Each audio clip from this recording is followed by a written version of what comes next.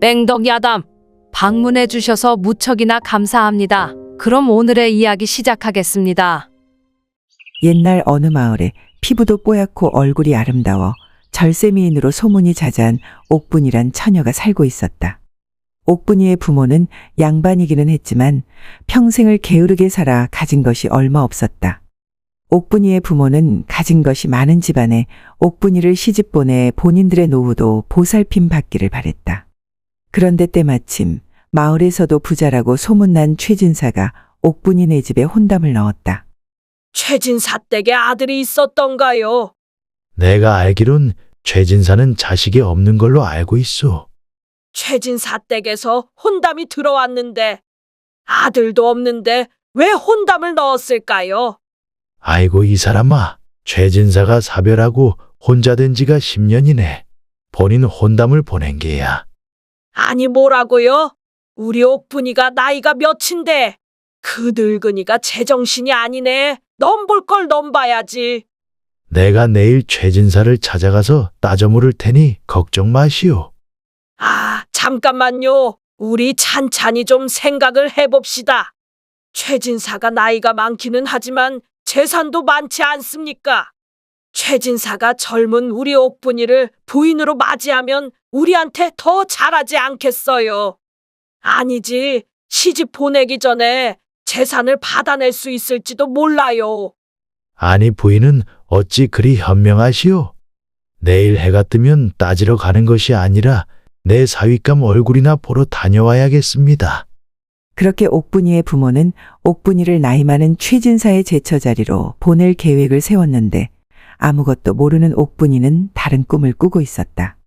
신령님, 저도 이제 시집갈 나이가 되었으니 부디 잘생기고 힘 좋은 신랑감을 보내주세요. 소녀는 다른 건 바라지도 않습니다. 그저 잘생기고 힘만 좋으면 되니 부디 소녀의 이 소박한 소원, 이거 하나만 들어주시어요. 부모의 생각을 알리 없는 옥분이는 신령님께 소원을 빌며 잠이 들었다. 다음 날 옥분이 부모가 옥분이를 불러 말했다. 옥분아, 오늘 네 신랑감을 만나고 올 터이니 너도 이제는 행동거지를 신중히 하거라. 어디 사시는 도련님이에요? 소녀 누구인지 너무 궁금합니다. 너는 아무 걱정하지 말거라. 우리 무남동녀 옥분이 서방감인데 우리가 애먼 사람을 택할 리 없지 않느냐. 너는 아무 걱정 말고 행동거지나 조심하거라. 혼담이 성사되면 가능한 빨리 혼례를 치르게 될 것이니. 예, 아버님. 부디 잘생긴 낭군님을 구해주셔야 해요. 옥분이의 아비는 서둘러 최진사의 집으로 발걸음을 옮겼는데 옥분이는 자기 신랑이 될 사람이 어떤 사람인지 너무 궁금한 나머지 아비의 뒤를 몰래 따라갔다. 옥분이의 아비가 최진사의 집 문 앞에 다다르자 대문은 열려 있었고 마당에서 비질을 하던 하인이 옥분아비를 보고 나와 물었다. 어인 일로 오셨나요? 최진사에게 할 말이 있어 찾아왔으니 최진사에게 말 좀 전해주게. 김갑수가 왔다고 말일세. 예, 알겠습니다요. 하인이 대문 안으로 사라진 지 얼마 되지 않아 최진사가 젊은 청년과 같이 나와 옥분아비를 반갑게 맞이했다. 아니, 이곳까지 어인 일이십니까? 오신다 연통을 주셨으면 사람을 보내드렸을 터인데요. 아닙니다. 궁금한 것도 있고 해서 직접 찾아온 것이니 개의치 마십시오. 어서 들어오십시오. 최진사의 옆에 있던 청년이 옥분아비에게 고개를 숙이며 인사를 했다. 안녕하십니까. 강산이라 하옵니다. 제 조카 녀석입니다. 제가 부탁할 것이 있어 잠시 저희 집에 머물고 있습니다. 여기서 이럴 게 아니라 안으로 드시지요. 참으로 잘생긴 청년입니다. 이리 건장한 조카를 두셨으니 최진사께서는 좋으시겠습니다. 세 사람이 서로에게 덕담을 나누며 대문 안으로 사라졌다. 나무 뒤에 숨어서 세 사람을 훔쳐보던 옥분이는 어느새 얼굴이 빨개져 있었다. 어머나, 저분이 내 서방님이 되실 분인가 봐. 어찌 저리 키도 환칠하시고 얼굴도 잘생기셨을까? 나이도 나하고 별 차이 안 나는 듯한데. 드디어 신령님이 내 소박한 소원을 들어주셨구나. 신령님 감사합니다. 옥분이는 최진사의 조카 강산이를 자신의 신랑감으로 착각하고 기분이 상기되어 집으로 돌아갔다. 한편 옥분아비와 최진사는 한참을 술잔을 기울이며 웃으면서 이야기를 나누고 있었는데 옥분아비가 결심한 듯한 표정으로 최진사에게 진중한 목소리로 말을 건넸다. 최진사, 우리 옥분이에게 혼사를 넣은 연유가 무엇이요? 우리 옥분이가 최진사 조카와 비슷한 나이임을 모르시지는 않으시지요? 행여 우리 옥분이 미생만 보고 옥분이를 원하시는 거면 나는 최진사에게 거절의 뜻을 전해야겠어. 제가 옥분이 처자의 미색에 빠지지 않았다고 하면 거짓을 말하는 게 될 터이니 솔직히 말씀드리지요. 마을 여기저기서 옥분이 처자의 칭찬이 안 들리는 곳이 없더군요. 안 그래도 궁금하던 찰나에 우연히 옥분이 처자를 장에서 마주친 후 옥분이 처자의 얼굴이 계속 떠올라 제 처지를 알면서도 염치불구하고 혼담을 넣었습니다. 하지만 가벼운 마음으로 혼담을 넣은 것은 아니니 오해는 말아 주십시오. 김갑수 나리도 아시다시피 저는 10년 전 사별하여 자식도 없이 사별한 처를 잊지 못하고 나란 일에만 매진하며 살았지요. 그런 제 마음을 다시 설레게 해준 것이 옥분이 처자입니다. 내가 최진사의 상황을 모르는 것도 아니니 오해는 없습니다. 그저 딸 자식을 가진 아비로서 걱정되는 마음이 앞서서 그러는 것이니 이해해 주시오. 아닙니다. 당연한 말씀입니다. 무남동료 외동딸을 나이도 많은 제가 달라고 하니 걱정되시는 건 당연하신 일입니다. 옥분이 처자야 저 말고도 젊은 선비들이 서로 앞다투어 혼담을 넣을 테니까요. 하지만 김갑수 나리, 저의 진심을 받아들여 주신다면 김갑수 나리 부부를 제 부모님처럼 지극정성으로 모실 것을 약속드릴 수 있습니다. 그럼 노파심에 묻겠습니다. 최진사가 그럴 분이 아니라는 걸 알지만 옥분이만 데리고 늙은 우리 부부를 나몰라라 할 수도 있는 것이 아니겠습니까? 그러하니 우리를 최진사의 부모처럼 모실 생각이면 혼례 선물로 늙은 저희 부부에게 집 한 채 마련해 주실 수 있겠어? 최진사 댁과 사돈을 맺는데 지금 살고 있는 집은 너무 누추하여 행여 사람들 입에 오르내릴까 걱정돼서 하는 말입니다. 다 옥분이를 위한 것이지요. 걱정 마십시오. 부모를 편히 모시는 것도 자식의 도리 아닙니까? 사위도 자식인데 어려워 마시지요. 제가 당장 집을 마련해 드리도록 하겠습니다. 최진사, 아니지 이제는 사위님이지. 우리 사위님과 이리 말이 잘 통하니 내가 걱정한 것이 미안할 따름입니다.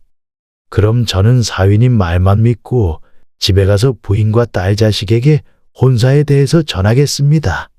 다음에 만날 때는 혼인 날짜를 정하도록 합시다.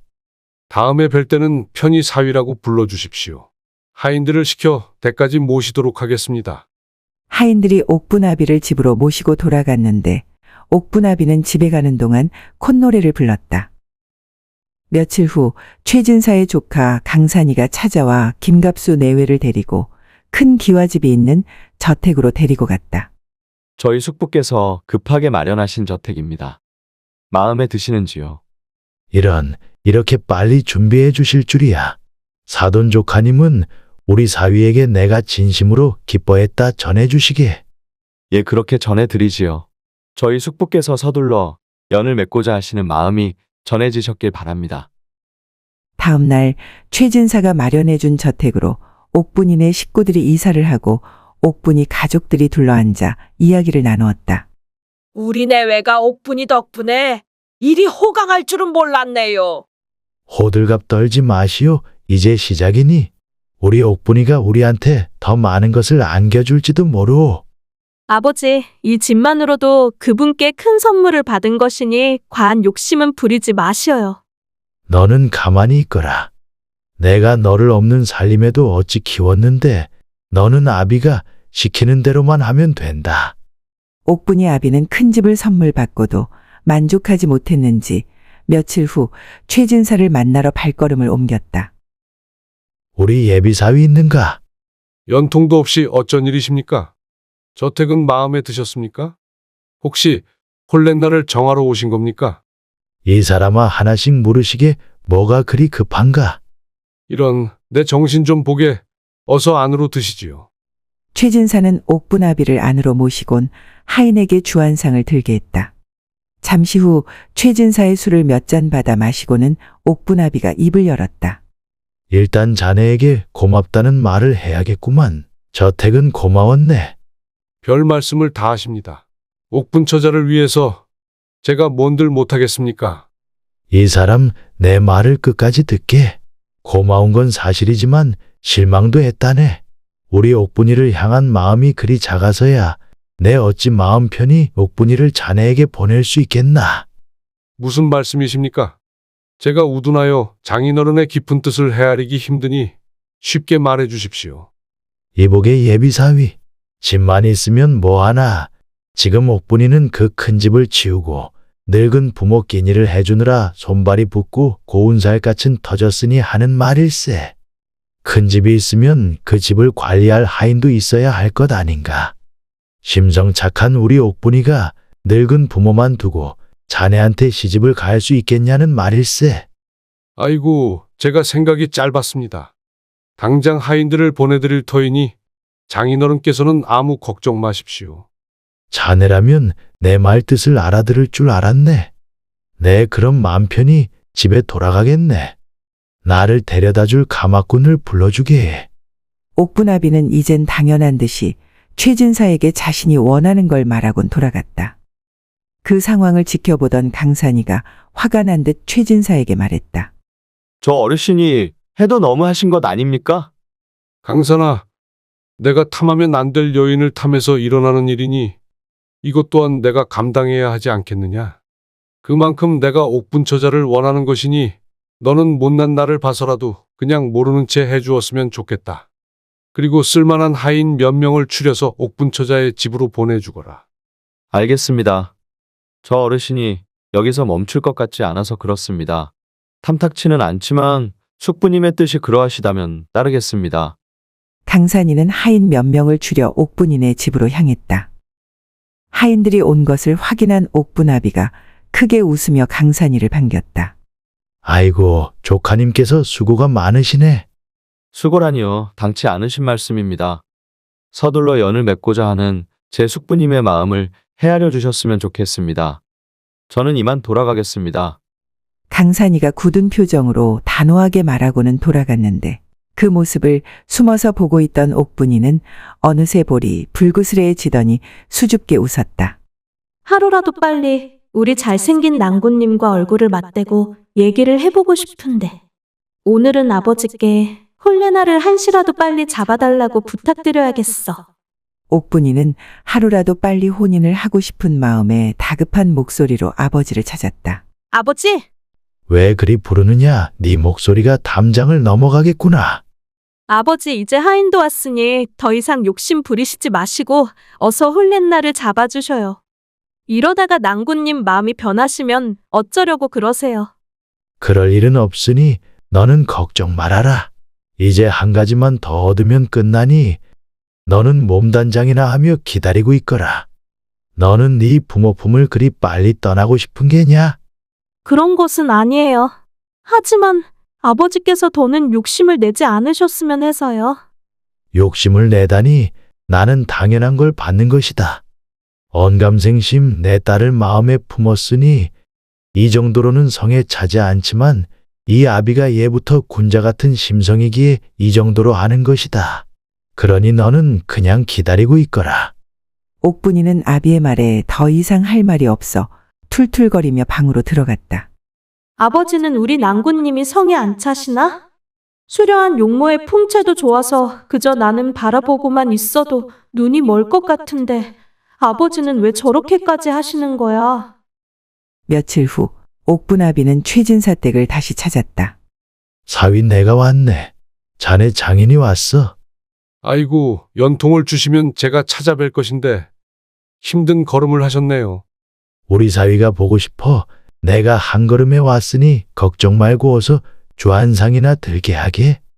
옥분아비는 제 집인 거 마냥 최진사에게 말하고는 방으로 들어갔다.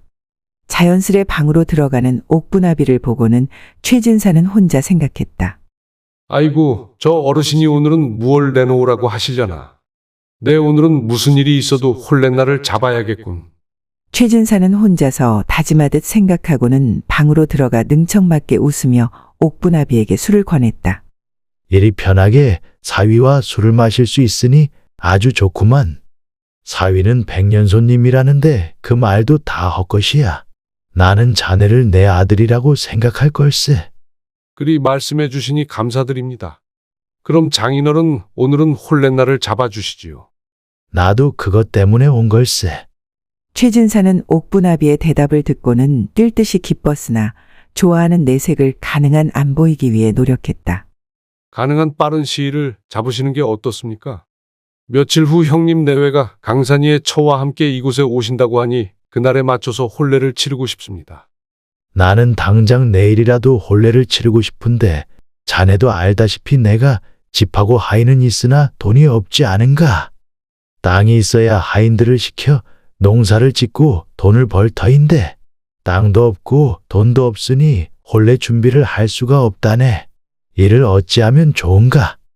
최진사는 옥분아비의 속내를 알아채고는 당장이라도 쫓아내고 싶었지만 옥분이의 얼굴이 떠올라 그리할 수 없었다. 제가 땅을 가지고 있으니 그 땅의 일부를 드리고 돈도 챙겨드릴 테니 그 돈을 가지고 가십시오. 그리고 혼례 준비는 걱정 안 하셔도 됩니다. 제가 다 준비를 할 터이니 장인어른께서는 따님만 제게 보내주십시오. 그래, 그렇다면 언제가 좋은가? 나는 언제든 상관이 없다네. 다음 달 초하루가 좋을 듯합니다. 새롭게 시작하는 마음으로 그날이 좋을 듯한데 장인어른은 어떠신지요? 좋네, 좋아. 나도 그리 알고 옥분이를 준비시키겠네. 옥분아비는 최진사가 꺼내준 돈을 챙겨 집으로 돌아갔다. 숙부님, 저자는 자식을 팔아먹을 속셈인 듯합니다. 저런 인사와 가족이 된다는 것이 마음이 편치 않으니 여기서 그만두시는 것이 어떻겠습니까? 그것을 내가 왜 모르겠느냐. 하지만 강산아, 저런 아비를 둔 옥분처자가 안쓰러워서라도 내 하루빨리 옥분처자를 데려오고 싶은 마음뿐이구나. 너도 사내이고 처가 있으니 나의 마음을 이해해줬으면 좋겠다. 알겠습니다. 허나 혼례를 치르고 나면 저 어르신과는 거리를 두시는 것이 좋을 듯합니다. 안 그래도 내 그리할 생각이다. 그러니 너무 걱정 말아라.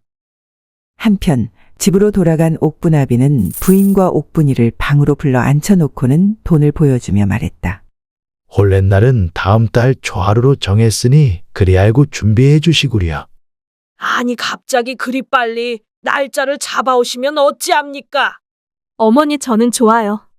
옥분아, 아무리 그래도 그렇지. 부인 걱정 마시고 이 돈 좀 보시오. 하루 이틀이면 우리 땅도 생길 것이니 우리는 편하게 지내기만 하면 된다오. 그리고 혼례품도 준비할 필요 없소. 최진사 댁에서 다 준비한다 하니 우리는 그저 옥분이만 잘 치장하여 보내주면 되는 것이오. 아이고, 내가 아들 없는 것이 평생 한이었는데 우리 귀한 옥분이 덕분에 그 한이 오늘 다 풀렸네. 아들이 다 무슨 소용이야.